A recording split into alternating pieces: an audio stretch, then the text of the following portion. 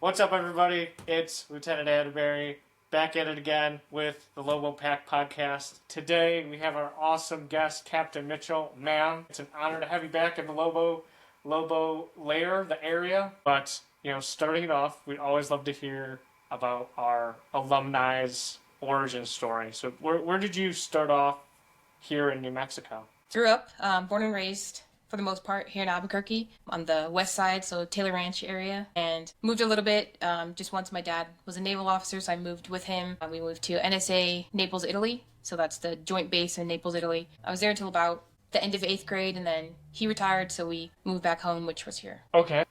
How did you like Naples, Italy? That sounds like a crazy, awesome place to go and just be at. It's unfortunate because you don't ever want to compare, right? I love New Mexico, and I love the heritage and everything, but it's so vastly different. Like, there's oceans, it's the Mediterranean, so the food's different, the culture's different, the climate's different. So it was great to experience different parts of the world and then be able to come back and see how my worldly views might have been a little different than somebody in high school who's never left New Mexico or left the Southwest. Awesome. So how long were you there for? The end of 3rd grade. So we moved right after I finished 3rd grade here, and then until the beginning of my 9th grade. Oh, wow. Okay. Cool. And then how'd you get to come back to New Mexico? We came back. My father ended up retiring out of the Navy. So I think he did 27 years, and he decided it was time to hang it up. So he retired, and we moved back home. We had a home and everything here.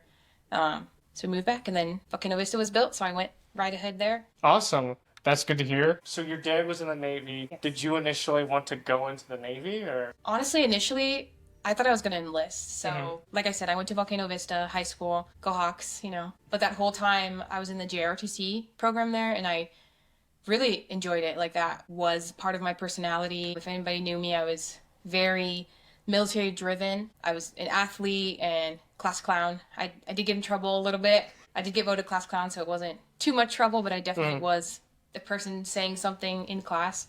And it just helped focus me and had a reason for me to keep my grades up. And yes, track and basketball and soccer did as well, but JROTC was what I knew. Like, I was going to do this. I thought I was going to enlist. I talked to my dad about it, and my grades were really good. So he was like, I think you have the academic prowess and knowledge, and you can look into ROTC. He's like, just look into it, do some interviews with the different programs for me. So of course, I was like, sure, Dad. Selfishly, I didn't want to join the Navy because my dad was always gone. So not shore duty, like whatever the Navy calls the opposite of shore duty. So when you're always out to sea. And he was gone a lot of my childhood. So I knew I had a dad and everything like that, but he just wasn't there physically. But we'd always talk, and when he came home, he was all about us. But I thought the Navy, you'd have to always be gone. So I was like, okay, well, if I'm going to do interviews with the ROTC programs here, my dad wanted me to do the Naval ROTC because that's where he commissioned through as well. And I was like, okay, I'll do the Army one. And that one Mr. Savini just sold me. Okay. Awesome. What stood out to you about ROTC when you came here and talked with Mr. Savini? I remembered we definitely weren't here in this beautiful. I know, it's our RC new building. Yeah, props to whoever made this happen. This is awesome. We were in the little Army portable that we had. You might have, if you I've heard of it. I'm happy. I haven't been able to see it, but I'm tracking that we had it over there. Yeah, so I was one of those in the RTC portable, and I remember just going into my interview. I had my JROTC dress uniform on and all my ribbons, and I was so nervous. I didn't know Mr. Savini at that time, and I was coming into it I just want him to like me, and I want him to, obviously extend the scholarship opportunity to me and all these things. And once I got in there, you could tell it was more hey, your accolades will speak for yourself. And it's not really that serious in the sense of it's different from high school JROTC to ROTC, So it kind of put me at ease, and I was like, this is where I want to be. And the flexibility to pick my own degree path and what I wanted to do. We had Master Sergeant Chisholm at that time, and he was just such a great guy, inspiration, and he his personality just read me, pulled me in, and I was like, oh yeah, I want to be under him as well, and this would be really cool. So I said, sure, I'll give it a try, and went from there. I guess my next question is, what did you, when you first came to UNM, did you know what you wanted to do, graduate into, being an officer? I always knew I wanted to be an officer after I had talked to my dad. I knew I'd always wanted to be a soldier. I feel like kids, I can only speak for women and little girls growing up, right? All my friends would always, play with their Barbies or talk about their weddings or things they want to do growing up. And I always played with G.I. Joes, and I was very into sports, and I always said I wanted to be a mom and a soldier. So those are just like when you daydream about your wedding, like I would daydream about being a mom, and I always thought I would have twins, and which I do now actually, and that I would be a soldier. So soldier was always in my mind, and my mom tried to persuade me very heavily to do Air Force, but I was very stuck on being a soldier. Awesome. So when you came to UNM, what was the battalion like, and what did you do initially? Did you do any of the special teams? The battalion was very welcoming, very diverse when you first come in. So as a MS1, you are in class with the other MS1. We actually had a very big MS1 class my year. We had like the Tuesday, Thursday class and the Monday, Wednesday class, but they both were extremely full. So I kind of only interacted at first with just my Monday, Wednesday cohorts because we did a lot of things together. Monday, Wednesday, Friday, of course, I did the PT 0 hour. And I just got interested in things like that. And then color guard, I really enjoyed color guard, so I just went that route, and I did color guard RL all 4 of my years here. I think my junior and senior year I did a lot of color guard commanding. I think it was just cool just to be in the athletics because, like I said, I was an athlete, so I wanted to go to any of the sports that UNM had, and that was kind of like a way in because you're the color guard, and everyone's all eyes on you. You get a command, and then after, like, you relax and you get to watch the game. Yeah, that's awesome. Totally. What did you, so doing all that, what did you end up majoring and graduating? Like, what did you major in? So many interests, which initially persuaded me from the naval program to the Army program because the naval was a little more defined as like, you kind of had to have like a more STEM focus. I love science. However, I'm not very great at math. So I was nervous, that the naval program was just the way they were talking to me is very heavy math focus, and I like early childhood education track that I wanted to do, family studies track that I thought I wanted to do, psychology. I wanted to do a little bit of aviation. I wanted to do pre-med type stuff. So when I initially came, my focus was early childhood multicultural education. So your teaching degree would have been birth through 3rd grade.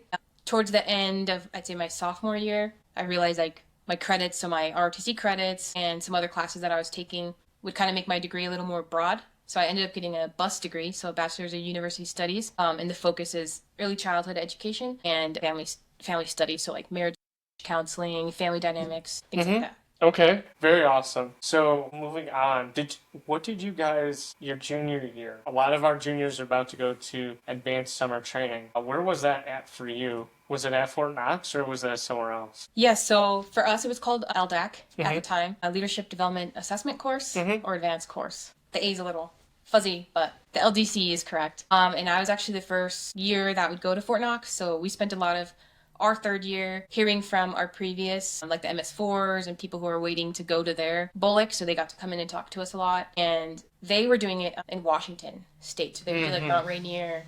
So we got a lot of like tips how to survive in that type of element, right? And then I'd say halfway through, it was a switch like, okay, you guys are gonna be the very first Fort Knox, right? So we kind of switched a little bit, but it ended up being really cool. I was I can't remember how they slayed them, but I was 3. So okay. 3rd Regiment. They're regiments. Yes. Yeah, exactly. Yes, okay. I was 3rd Reg.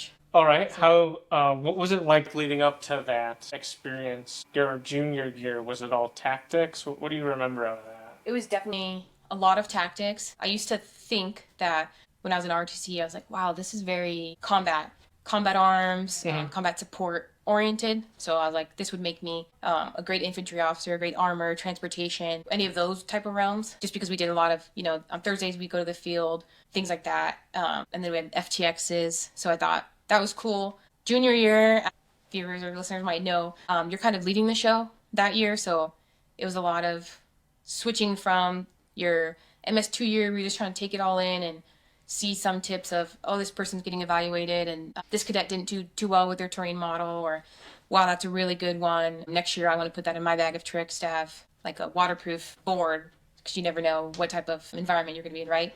So I definitely got a lot of tips of what to do, mostly what to do. I don't want to make it seem like there's a lot of what not to do. There's a lot of MS4s and 3s before me that really led the way to helping me out. So very appreciative of that. Awesome. So you went to Fort Knox as the first group to do that? What was that experience like? What were you doing out there? It was growing pains for sure. So third reg, there was 2 regs that were before me, but nobody from my ROTC, so UNM, had been in the first 2 regs. So I was with the first group that got to go from here. It was just a whole new world. Like, had never been East Coast summertime. So one, it was very humid. And then when you get there, they're still trying to figure things out too, because it was new for them. So there was a lot of things that, so for instance, land nav. Initially ours was by yourself. So you'd go out in the early morning, so that would be your night land nav. And then it would transition to day because the sun would come up. And I think once we had finished, there had been just some things that they saw that they needed to change, like heat casualties and stuff like that, people getting lost. So then they switched it to now they went out in buddy teams. We were in the field for a couple days. And one night, I just remember it was raining so bad. I was on the weapons detail at that time, and we had the saw. And luckily I had 2 gentlemen with me. It was a team of 3, and these 2 gentlemen were super strong, and they really wanted to go like infantry and prove how strong they were in hua hua. And I was totally appreciative because they always wanted to carry like the heavy machinery. So I went with them, and I just remember we had put our little 3-man tent area for the night. It was raining so bad, we were flooded, so we were like laying in the water. And then you just see like all this lightning flash, and they're calling like index. So we indexed, and we were like all confused, and they rushed us into some vans, and they're like, we can't do this. It's too much danger, like the risk assessment.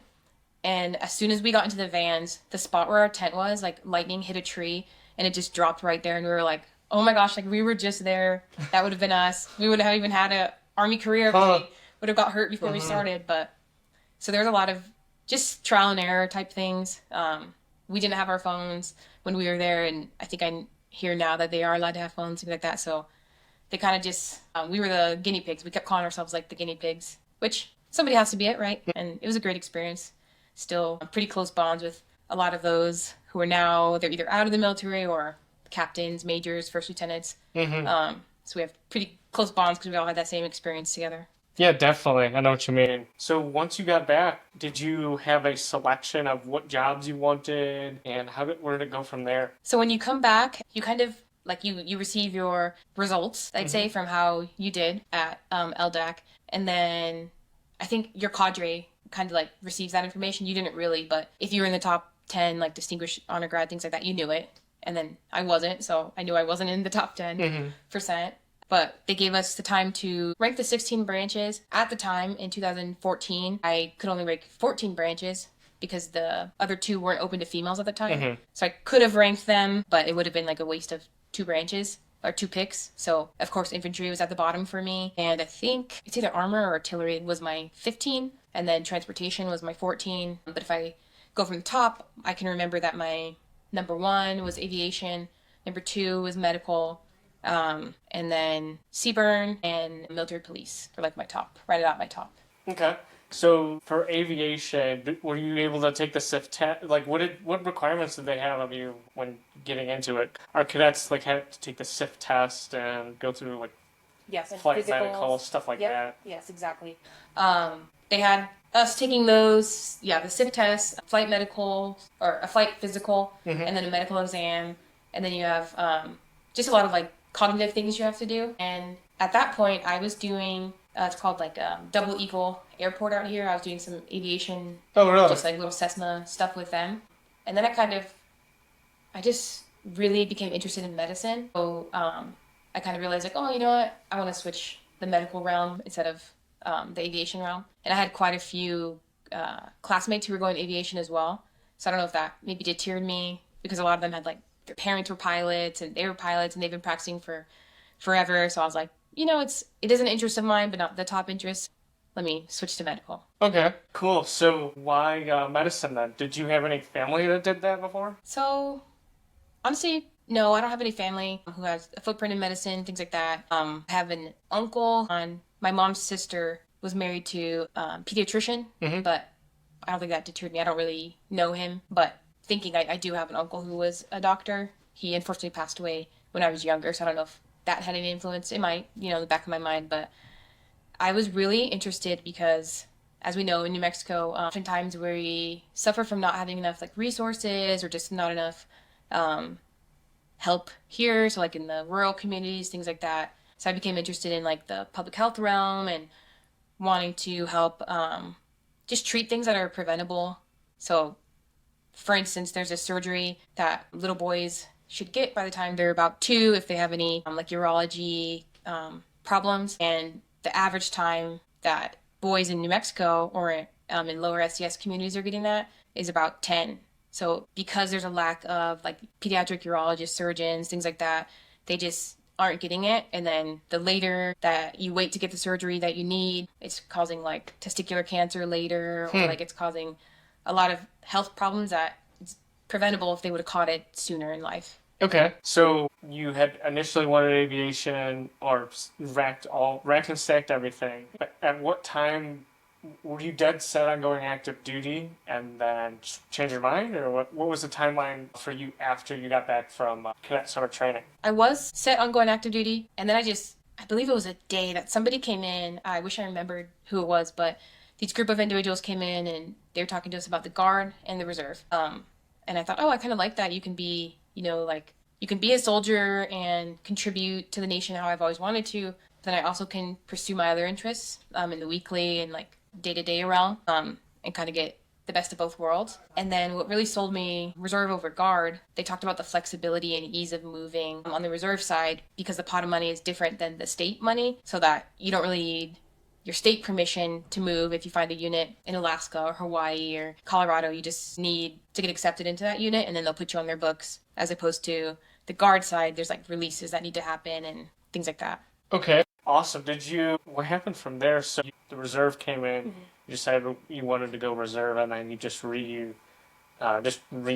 what you were going to do? Or did you find a unit, or how did that work, man? Once that happens, when you're not going active duty, and then you get to pick. I honestly actually think, now that I'm thinking back, I think I was selected active duty military police. My mom was very against that idea. She was already upset that I didn't pick the Air Force, so she was just like, please don't be military police, blah, blah, blah. And I had already been back in my mind, been thinking of different routes. So now I was like, okay, so when you decline what they give you, so active duty military police, then you get to pick Guard or Reserve. So I chose Reserve, and then you pick which of the branches you want.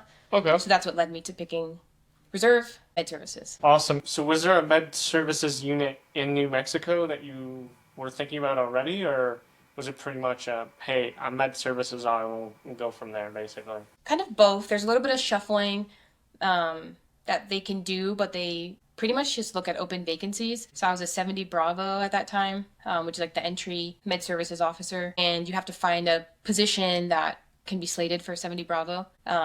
There was a position in Fort Bliss, so El Paso, Texas, and my first unit was the 74 13th Troop Medical Clinic down in Fort Bliss. Awesome. Did you go to after commissioning? Did you go there immediately, like right away, to your unit, or did you go to BOLC?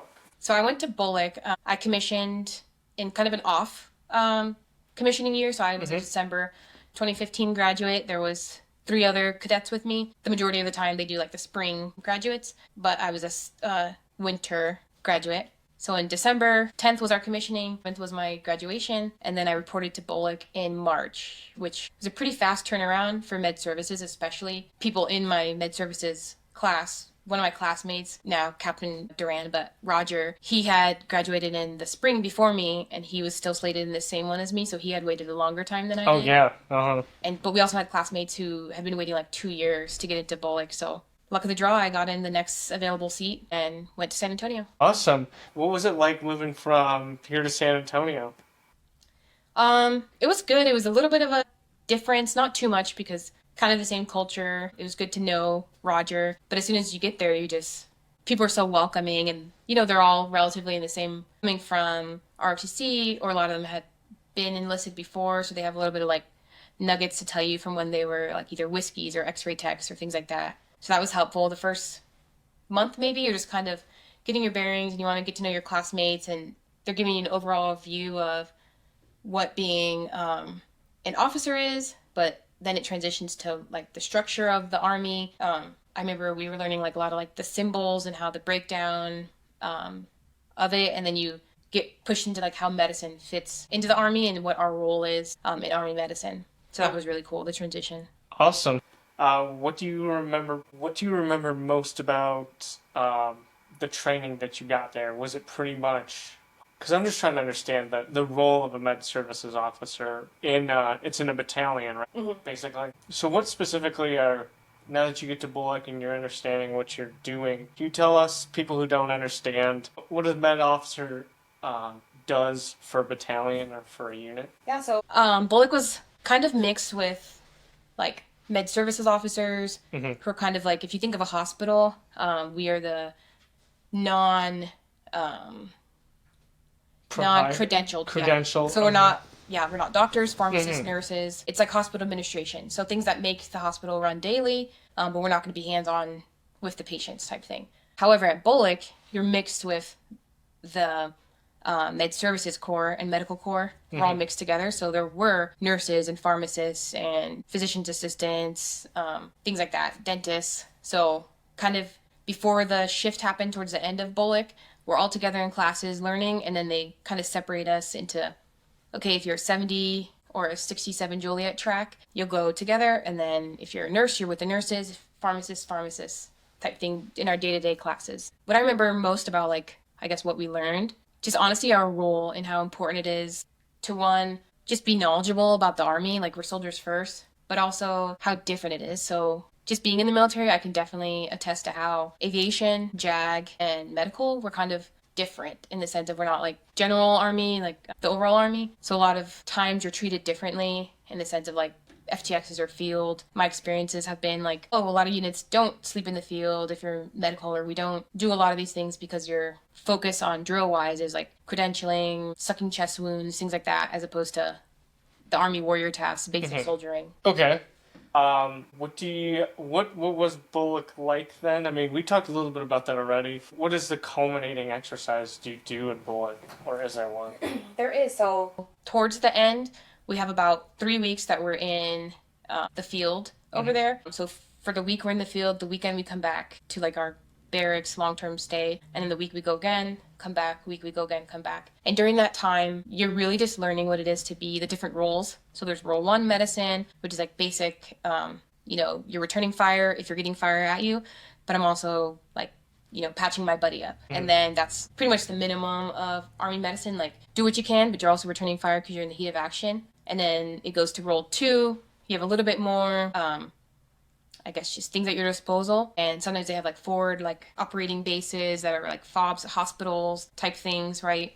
And then role 3, out of role 3, what makes a role 3 different than a role 4 is like the ancillary support. So like if you go to Kirtland, right, they're gonna have dentists, they're gonna have x-ray, all those bigger hospital things that like, oh, we don't have this at our TMC or our clinic. We can treat you, we can stitch you up, but if you need any of those ancillary supports, that's a role 4, which is the top of military medicine. Okay, awesome. Now that you got through BOLC, where did you go from there? Did you go back to your unit and?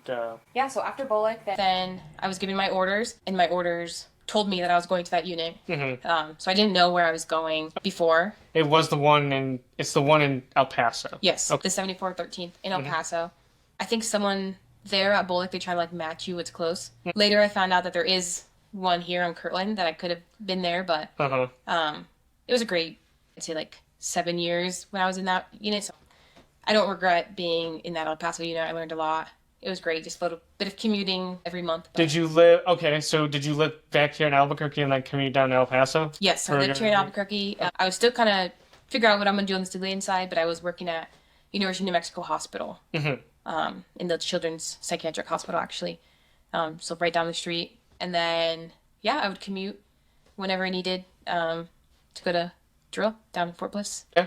So coming back as a reserve officer, what job did you begin with? Were you working at the hospital as soon as you came back, or how did it work? Because now you're... No, you're kind of, again, it's kind of dependent on like what slots are available. When you hit their books versus who's leaving versus they kind of want to get to know you a little bit, and then like, oh, we didn't know you had a physics degree, like you could be better suited here type thing. Because within every unit, there's always going to be like the S, so the staff positions. So they had like the S1, I think we had an S2 for like 2 years, but S2 is sometimes absorbed by the other shops when it's not really like the focus. But our S3 section, so operations is always strong. We had a lot of things on our books, so Our S4 section was pretty big. We had a couple warrants, some NCOs, and then an officer presiding over the S4 section as well. And then you kind of have like our platoons were broken up into like the companies. So mine was a troop medical clinic. There was a MSU, so the like a medical support like type unit, and they're like more hospital staff wise, which makes us different because typically when a reserve unit goes to AT, like they'll go together, and you all just go to Camp Atterbury or wherever you're going together. However, for the medical side, we kind of like onesies and twosies. You pair off, you go when you're needed. So there's always these big joint exercises that happen. Like QLX is a very big one. What is that? Where is it? QLX is on the East Coast. They have kind of different locations, but the one I know that later when I was in logistics, what we often sent people to was like the Joint Base Dix McGuire location, as well as the Joliet, Illinois location. There was like a convoy support center there. So for us on the medical side, they'll send like onesies and twosies, like, hey, this big event needs a couple medics. So like the two of us will go over there and that'll be their AT, but they're just being medics in support of this operation or exercise, excuse me. And then it's like, hey, LDAC is happening and they need some people to, grade them. So then they'd send like 5 of us over there. So we kind of had the luxury of like, you pick and choose when you want to go to AT. Okay. Or if you want to do further credentialing instead of AT, that would be in lieu of your AT time. Okay. And then how does it work from there, ma'am, as far as, talk about further credentialing? Is it your medics getting further credentialed? And then, or are you trying to also pursue a higher degree after the one you got? So I feel like everybody's kind of in this like rat race of what can benefit you both on your military side and on the civilian side.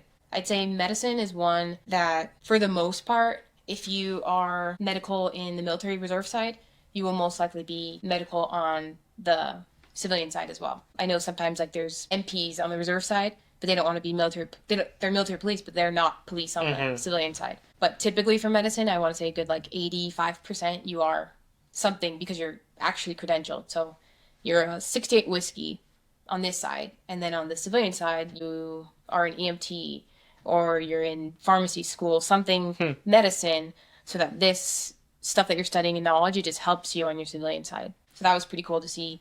We had some enlisted 68 whiskeys who were medics, but they were nurse practitioners on the civilian side. Yeah, that's a pretty big jump. Yeah, so they're very, very knowledgeable in that realm, and that kind of makes it more like a gentleman's type branch and course where, like, yes, you were the second lieutenant or you're the first lieutenant and you're in charge, right? Like I was the OIC of the clinic, but everybody in my clinic had so much knowledge and experience, and we really drew on each other. Especially, we were at AT once, actually. COVID wasn't a thing yet. I remember COVID hit on Friday the 13th, and we were supposed to leave on the 17th, and like everything hit the fan. So we were stuck in Camp Atterbury for much longer than we should have been for AT, just because COVID. So flights stopped, everything stopped, and we were just kind of there. But we were running a clinic for special forces, and they were deploying. So they were still deploying. So if they still deployed, we still had to do their clinics. So everybody else, like, they stopped their AT, they stopped everything they were doing, but like the 8 of us were still just there in limbo. And it was the beginning of COVID, nobody knew what it was, so we were pretty scared.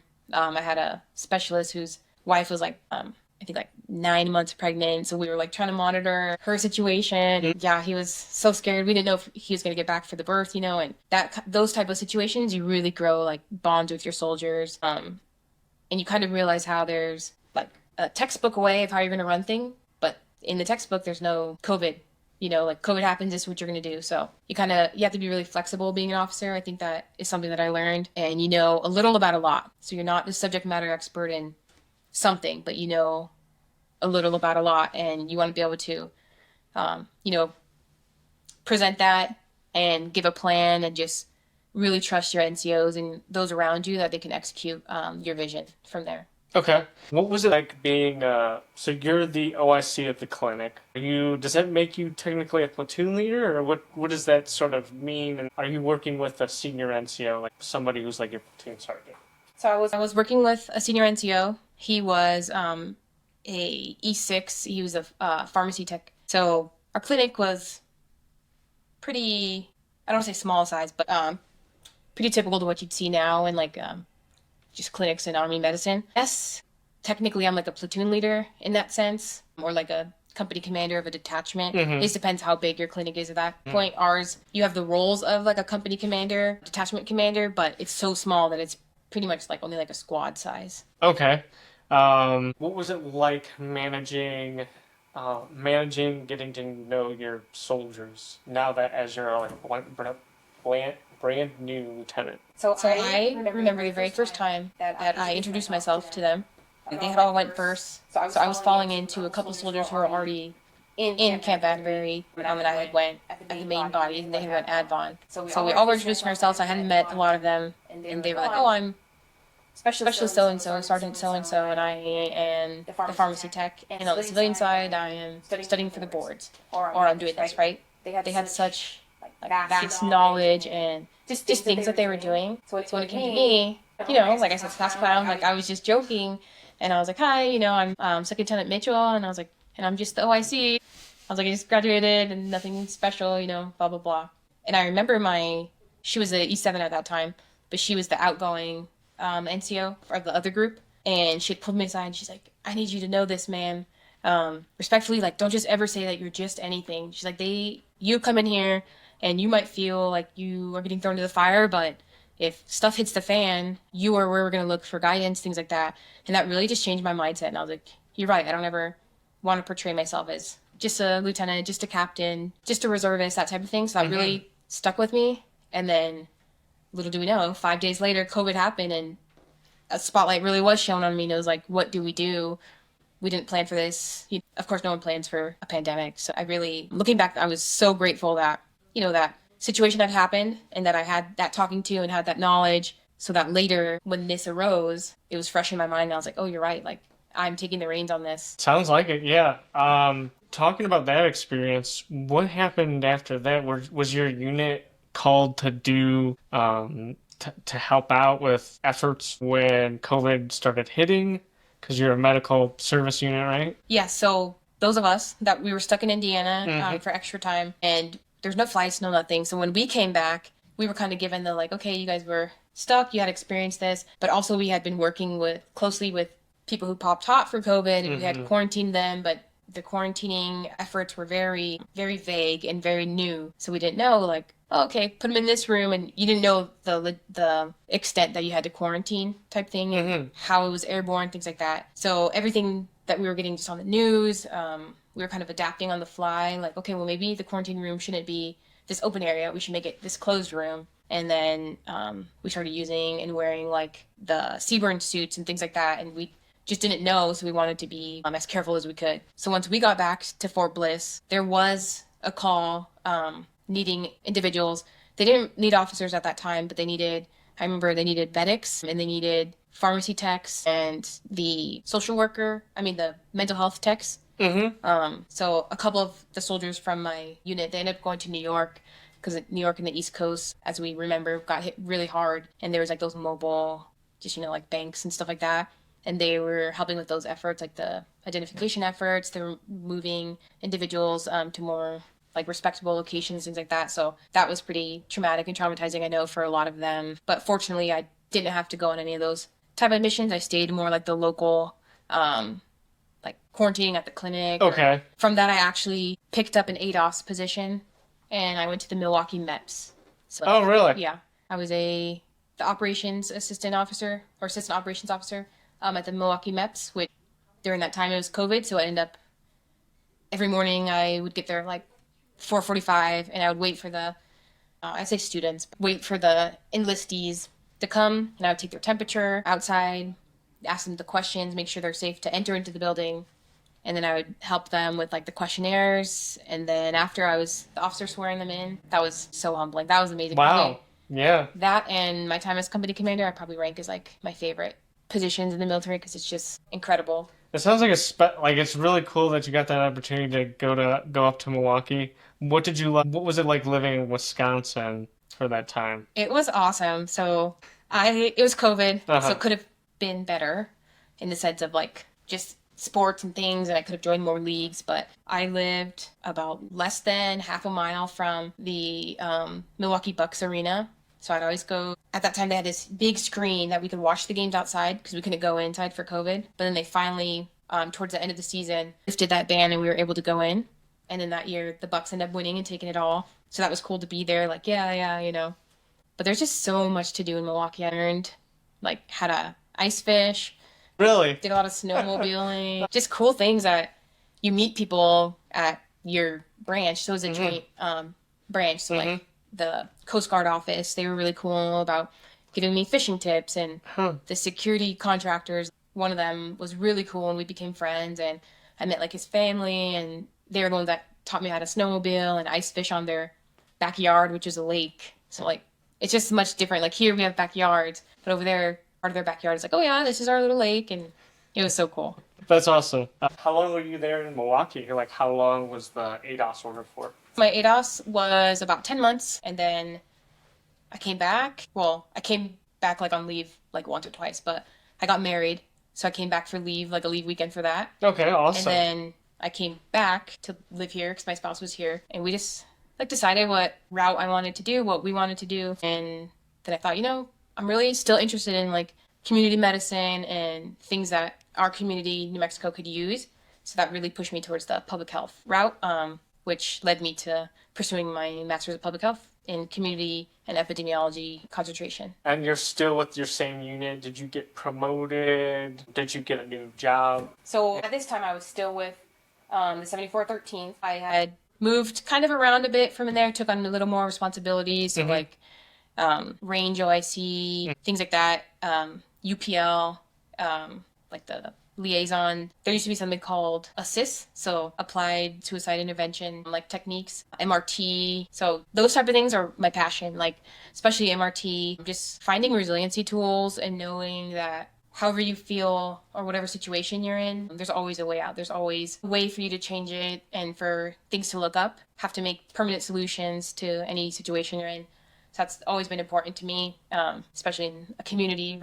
So I knew that was the realm. So fortunately, those positions would arise and they would ask for volunteers, and I was just always the one volunteering, like, sure, I want to go to training. And, oh, you're going to send me to Tampa for this? Sure, I'll go. Oh, you'll take to Houston? Sure, okay, don't twist my arm. Like, you just learn so much. It's just an opportunity for you to get more tools in your tool belt. So any chances that I can get in additional duty, I always took. Cool. That's awesome to hear.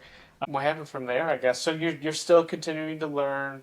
You're not the OIC anymore, or you're still the OIC of the clinic? I still am the OIC of the clinic. Okay. And I was looking into maybe going to one of those shops positions. I was looking to being an assistant operations officer back in the 7413th unit. But as soon as I left from Milwaukee, MEPS, at that time there was like a call to where they kind of said, hey, this is your chance. Normally when you're a captain, that's your chance to when you could branch transfer if you want. But they're like, we understand a lot of first lieutenants are getting 2-time non-select, which unfortunately if you're 2-time non-select, you find your way out of the military. Or there's other ways. So like if you're reserve, you can't be the reserve anymore, but you can go active duty or just different ways. But when that came, I was like, yeah, let me take advantage of it. So you put your top 3 branches that you want.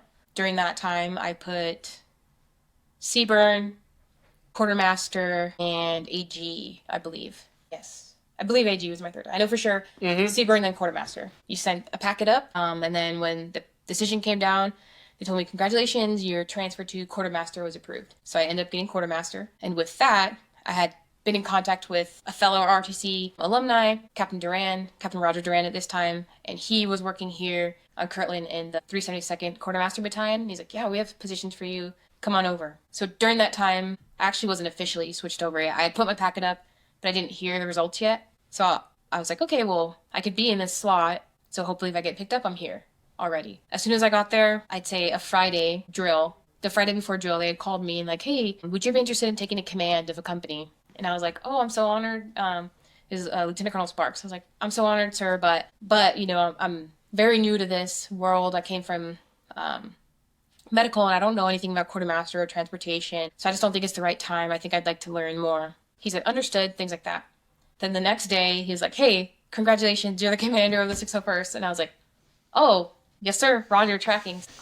That's how that happened. So I initially took command of the 601st, which is a trailer transfer point. They are a detachment out in Santa Fe, New Mexico.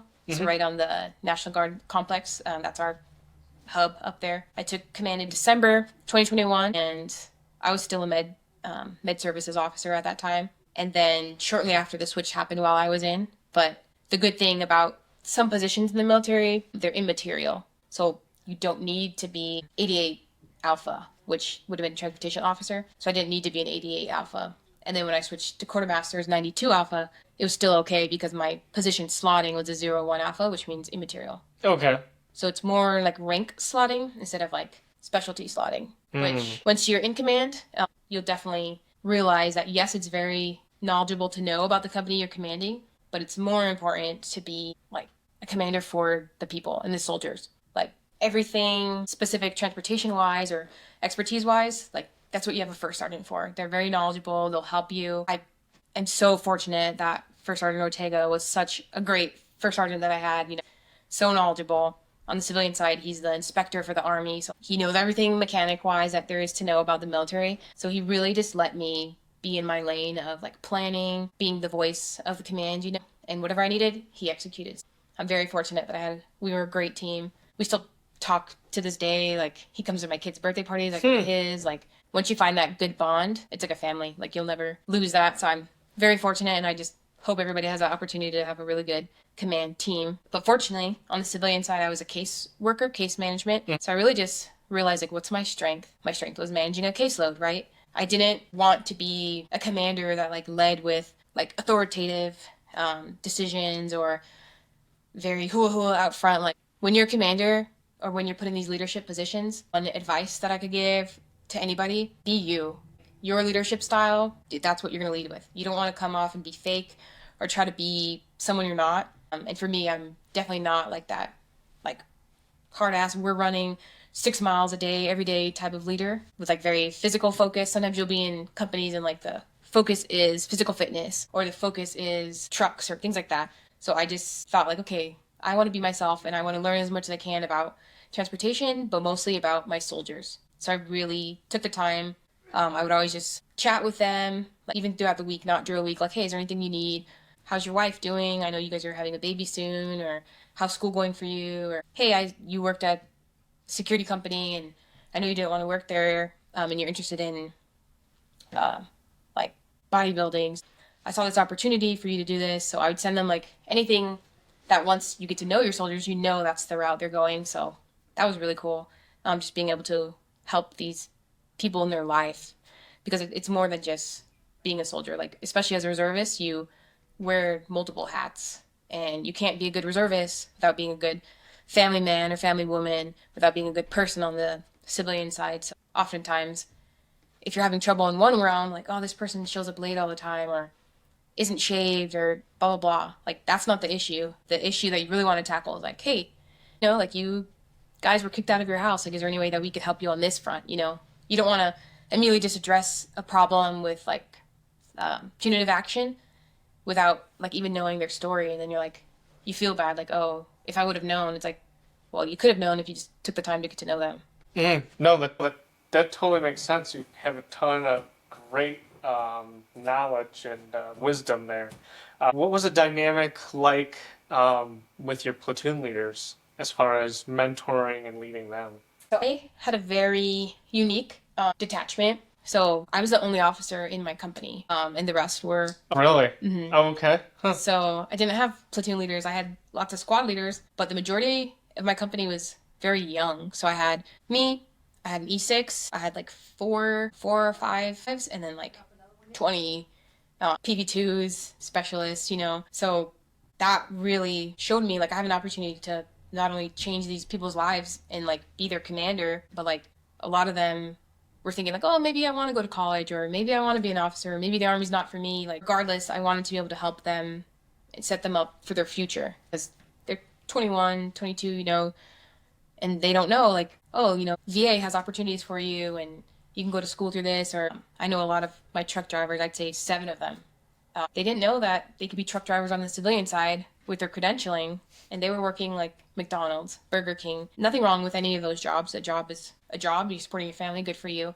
And a lot of them were like, oh, I wish I could do something different. They're like, hey, you already have these credentialing. So I would help them, and you have a lot of say as our company commander. A lot of people on the civilian side really respect like letters of recommendation from their current company commander or from their first sergeant, things like that. So I know of 5 of the 7 who are now either in the truck drivers or they like work for Department of Energy, things like that. And yeah, it's really cool just hearing them like, hey man, yeah, I still have this job, or now I got promoted, or would you be able to be a reference for my top secret clearance, like that type of thing. So you just see them growing, and it's just cool. It's like you see little ducklings growing up, right? Yeah, no kidding. Talking about like having an effect on the force and like also just being, it's like your family too, like taking care of them, taking care of you. And then, are you still there, ma'am? As a quartermaster commander, or what is your role now? I came out of command December 2023, and February 2024, I was in CENTCOM. I was between those 2 months. I got trained up and joined a battalion that was deploying, and I ended up deploying to CENTCOM with this battalion, and I was in the SPO section. So it's kind of the link between the S4 shop and the S3 shop, at something called APS-5, so Army Preposition Stock 5. So there's multiple preposition stocks around the world, and our whole mission, right, is to be able to, within 48 hours or less, outfit a division's worth of soldiers if needed, if they fall into any of the locations, and for us, with the CENTCOM region. So yeah, I was there. Wow, what was that experience like? Was that a call to like an ADOS orders or what? No, so kind of back to the flexibility of the reserve. Like you're saying, if there's any positions open, and they'll interview you, and if they want you, then they could pick you. So I interviewed for quite a few, and it came down to I was picked for this position in Romania, and then picked for the position in CENTCOM. So I went with the CENTCOM position, and yeah, most of my time, I was at APS-5, which is like located at Arifjan, Kuwait, AJ. You'll hear people call it AJ a lot. That was strange because yes, you're deployed, but it's kind of like a town, like a unit somewhere, just deployed. Like there's a movie theater, there's a Charlie's, there's a steakhouse, there's a swimming pool, but then you also walk outside and it's 130 degrees and you feel like you're in an oven and like you're not sweating. And then as soon as you get inside, you're sweating because your body like didn't sweat in the heat and now it's like pouring. So that was different. You drop like a ton of weight out there. Like I feel like I'm swimming in my clothes sometimes because everything I have was from when I was deployed, and like I was bigger then, you just lose so much because you're out in the heat and the opportunities you have are fewer. So we all ran a lot. I lost track of how many 5Ks we did. Every like 10 days there's a 5K. There's like a women's 5K, a 4th of July 5K, like 5K for 5K awareness. Like, and it's just a chance for us to all run and get t-shirts. Yeah, that's awesome. Maybe more about that experience if you could go into it. Like, were you leading a team or a detachment, and was your job to just get equipment in and have it pre-positioned, or? Yeah, so I was leading, I was the deputy SPO, so there was a major above me. He was the SPO officer, and then I was his deputy. I did a lot of the slides and the paperwork and a lot of like creating tasks for him. He's very knowledgeable, but he's like always everywhere. So things that like due outs or stuff like that, my main focus was like to keep track of what's due, what the commander needs, and have it all ready for when like 2 stars or people came. Like he knows the information. Like I said, this major is very knowledgeable. Major Baxman, he's crazy. He taught me so much, but like he's super knowledgeable. But just to have it in like if they're like, oh, we want to see that product type form, like I have it to give to him, and he's like, here it is, So he can talk about it all day, but to have that physical thing to give to somebody else was great. And I learned a lot about just how we fit, how logistics and how combat support really fits into the big picture of like combat arms, peacekeeping versus wartime versus whatever's going on in the globe, how you fit in. Yeah, I was also in charge of like, it's called USR. So we'll do these reports monthly, and there's 50 something companies you're in charge of reporting all their information. So from like the 1st to like the 10th of every month, we were pulling very, very long days. We would be in a little, room, typing things away, putting information together, me and my NCYC, Master Sergeant Ludington. And like, you just learn so much from these people. Like, yes, I'm a captain, and like there's Master Sergeants, Staff Sergeants, things like that. But like, especially age-wise too, I was like the youngest by like, that's like 10 years of everybody. So they have this knowledge of being in the military. They have knowledge of life. They have like so much, they have more deployments under their belt, that type of thing. So you really, really learn a lot. That was great. And then during a time I was selected to lead an investigation. So sometimes an additional duty that you might be given is an investigating officer. So me and a mass sergeant, we were the IO team. Yeah, so that took us all over CENTCOM, different places in Iraq and Syria. We had to close out this investigation of missing equipment, which is really important. So we had to follow the trail, right, the paperwork trail. Yeah, and that's how I ended up hurt, and that's how I ended up. So leaving Syria in a helicopter is how I ended up hurt. And now my current unit that I'm in, I'm a soldier in the Soldier Recovery Unit at Fort Bliss, Texas. Full circle back to Fort Bliss. Full circle back to Fort Bliss. All right. And then what has your experience been now that you're there? Did you start with the Army Warrior Games immediately? Did you know about it? Or? So I didn't start with it.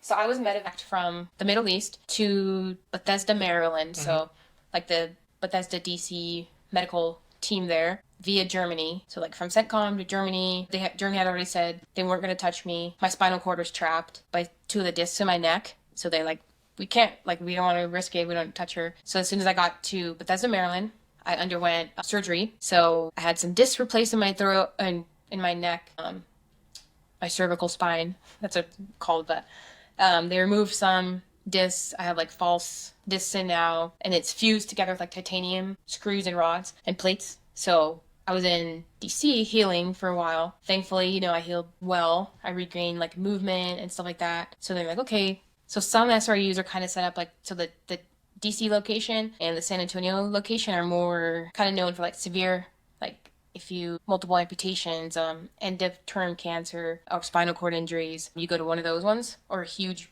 bone ones, you'll go to San Antonio. But since I was healing well, then it's like, hey, you know, you have the opportunity to move to a SRU closer to your home of record, to your family. So I was moved to the Fort Bliss one. When I was moved to Fort Bliss, they had this thing called like ARP events. So it's like adaptive reconditioning program. And there's like wheelchair basketball, wheelchair rugby, heated volleyball, things like to let athletes, right, be in the sports they used to enjoy, but they show you how you can adapt it now to where you're at. So I really got into that. And the day I landed at Fort Bliss SRU was the last day for them to put forward soldiers to be selected to compete for the World Trials. And the trials is you compete against everybody else in the Army SRUs to make these 40 slots to be on Team Army and represent Army at the Warrior Games. Awesome. Okay. And what are you doing for that, sports-wise? Yeah, so I actually, there's a few of us, but I was one of the few who competed in every single event. Okay. And what are the events? Because I think I saw a trailer. Was it basketball and swimming and... Yeah. Okay. Yeah, so it's the DoD Warrior Games. I competed at trials, made the team, and was one of 2 individuals selected to be the ultimate champion. So shout out to Bianca, our other Army ultimate champion. You know? Awesome. But we were selected. It could be 2 males, 2 females, 1 male, 1 female. Okay. This year it happened to be 2 females were selected. So that's pretty cool. I think looking back, as far as I could see, it had never been 2 females. So I think that's pretty cool that like we were able to show that 2 females could take this spot this year. But our events that we will do are the 50-meter freestyle swim, 100-meter dash, shot put throwing, precision air rifle, archery, 1-minute rowing, time trial, so cycling time trial. So they like make a lap of something. So in the trials, the lap was like about a mile-ish, I believe. And you just do that as fast as you can. Then you get your time trial. And then there's team sports that you could be in. Typically, the UC isn't in team sports, but this year we both are actually in the team sports. So there's wheelchair rugby, wheelchair basketball, and seated volleyball. I know for sure I'm on the wheelchair rugby team, and then Bianca knows for sure that she's in the seated volleyball team. And I think we're both alternates on the other 2 teams as well. Awesome.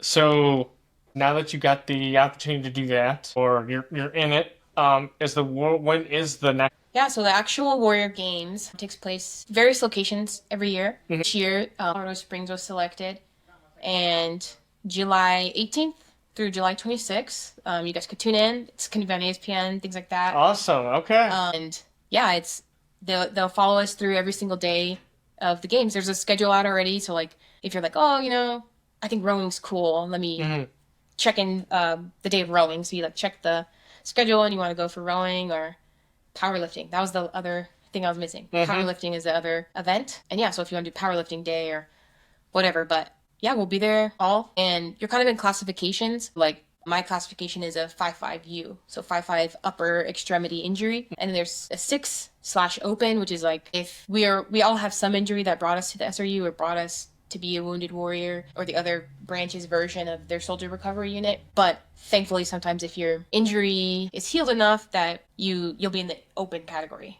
So that's kind of like the catch-all is a 6/open. And then there's like 5.5U, 5.5L, and then 5.4.3. So just depending on your ailment or any impairments, visual impairments, things like that, they classify you. So you compete against people in your classification. Like me and 4 other people could run the 100 meter. I can come in dead last in the 100 meter in that heat. But if none of them aren't my classification, then I could be first in my classification and you could end up bringing home a gold. But if somebody watched the race, they're like, how did she get gold if she lost? So it's kind of cool that when you're out there, you're really only competing against yourself because you don't know anybody else's classification unless you talk to them. But it's not like on our bid. Yeah. Okay, that's awesome to hear. Yeah, so it's really cool, and they mix up the competition wise. So like I said, you could literally be running next to, an Olympic sprinter who has a visual impairment, but they're the fastest runner, so it's pretty cool. Well, man, what do you have any for somebody who might be interested in ROTC or, as a high school student, not really sure what, have maybe played around with the idea of doing ROTC and coming to UNM, what would you tell somebody like that? I would definitely let them know that if it's something you're even remotely interested in, just give it a chance. Because, so the MS1 and MS2 year, you're not under contract if it's still the same as it was, right? Yep, so, exactly. Yeah, so you're not under contract. You're free to kind of just take this class and really see hey, is this something I could be interested in or not? And then even if when you come to your 3-year, your 4-year, and you join the military, there's multiple routes that you can use this in. This can be the end-all be-all. You could do your 20-year career, retire, and, live a great life. Or you could just use it as a stepping stone, and use it to pay for your college, use it to pay off loans, things like that. And then when you're done with it, you're done with it. So I think sometimes there's the notion of, if you do ROTC, then they own you forever. Or if you decide to do this, then that's your only avenue. I'm very thankful that it ended up working how it did. And I went reserve instead of active duty because I was able to really branch out and develop my interest in other things. Because once you're active duty, it's great. Everything's taken care of for you, but you're kind of your day-to-day is decided for you, as opposed to reservists. Like I said, you wear multiple hats. You could be something on the civilian side, but then on the weekend, you still put on the uniform and you get to fulfill your commitment to the nation like you want, right? The other thing I'd say is don't pigeonhole yourself. Don't think, like I had said at the beginning, don't think, I'm not good at math, so I don't want to go into finance or things like that. You really realize any branch that, as an officer, you could walk into, and as long as you're willing to learn and willing to be open-minded and as everything between your ears, keep it clear. You're willing to see, you're willing to listen and speak up when you need to or ask questions. Your lieutenant time, your captain time, your major time, that's the time to ask questions. Don't feel I don't want to be that guy or that girl who asked a stupid question. 9 times out of 10, everybody else is thinking it, but nobody's saying it. So who cares? Ask the questions, write things down, ask for follow-ups or just explanations, because at the end of the day, all those things that you're doing, those extra jobs, additional duties that you're doing, that could be what's on the civilian side, what you get your money as. You could be a UPL, additional duty, or Master Resiliency Trainer, additional duty. And on the civilian side, now you work for Sandia National Labs, as their as I think analyst of things. Every little thing that you pick up relates to a resume, and people say, oh, this person is broad and they're flexible and willing to learn. So I think that's super important. Super grateful for this program and for this to be here, opportunity to just talk and see where we are now. Yeah, I'm glad you were able to. Yeah, exactly. And I'm very happy and glad you got to come up here and do the podcast in person. Yeah, it's a little struggle trying to schedule around stuff, but we got it done, which is awesome. Yes. I think one more thing I had on my mind was somebody who's interested in med services. We have our juniors are going to pick their jobs. What would you tell somebody who's either interested in med service or quartermaster? Because you've been through both of them. Do you have any tips? Yeah, so I'd say for both of them, once you get into it, once you get into this branch, right? My mindset, at least when I was a cadet, was kind of okay, it's this little branch and I have one of 16 solidified routes to go. But as soon as you get into something, it's a whole new world opens up. It's you're opening up a browser that leads you to all these extra attachments that you can hit and things like that. And there's so much you can do. So anything you're interested in, like quartermaster side, when I thought, right, was just like laundry or basic needs types things. But it really, quartermaster, transportation, and ordnance all branch into, once you become a captain, you're in the logistics realm, which I loved my time on med services. That's where my passion was. And switching over to quartermaster, initially I was kind of salty or like upset, like, oh, no, I'm switching because I want to make captain, but it's not my passion. But then I realized the logistics sense, that really, really transfers over to the civilian side. So if you're looking for something that is very transferable to the civilian side, that gets you into these Fortune 500 companies, gets you into, there's not one company that wouldn't take you with logistics officer on your resume. Like sometimes for, medical officer, med services, they might be like, oh, that's great, but, we're UPS, so we don't really need someone who could do sutures, that type of thing, or run a hospital. But even in that realm, like, it's all about how you present yourself. So whenever I would have to take like my med services stuff and kind of tweak your resume to show like how you can be a leader of like an organization in that sense. But logistics, that's just, people read logistics and that's already broad and it's already laid out for you. There's so many organizations, like I'm on LinkedIn, and they'll reach out to me and say, oh, we have this opportunity, we're looking for logistics officers. And especially once you hit like captain, that just opens up things. Like they just love to see captain on things like, I don't know, maybe they're used to movies and like they see like captains are always in everything. But once you get to that level, you realize like the respect that it commands and all the little knowledge trinkets that you've picked up along the way really make you a great employee on the civilian side. So you can continue making the six figures. Like if you're active duty, right? Sometimes people are scared because they don't want to leave that 6-figure paycheck to come over here.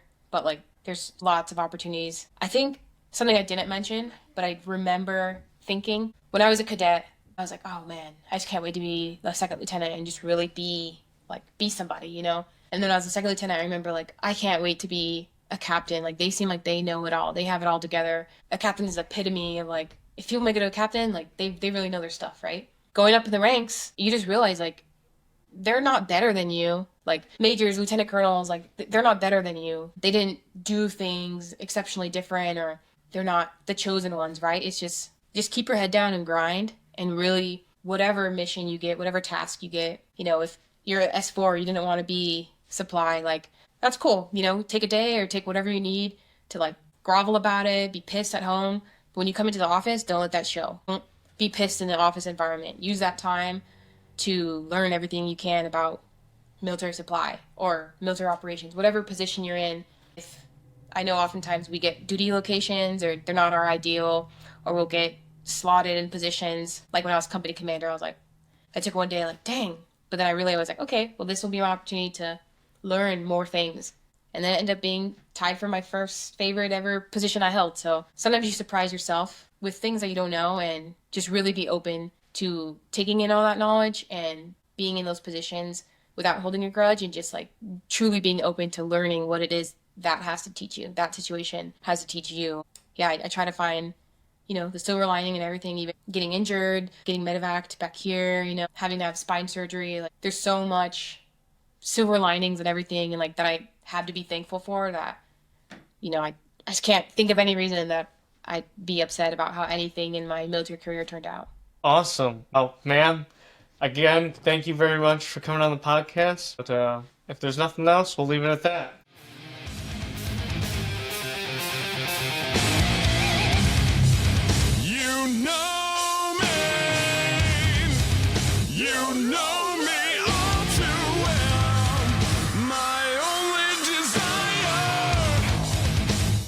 Bring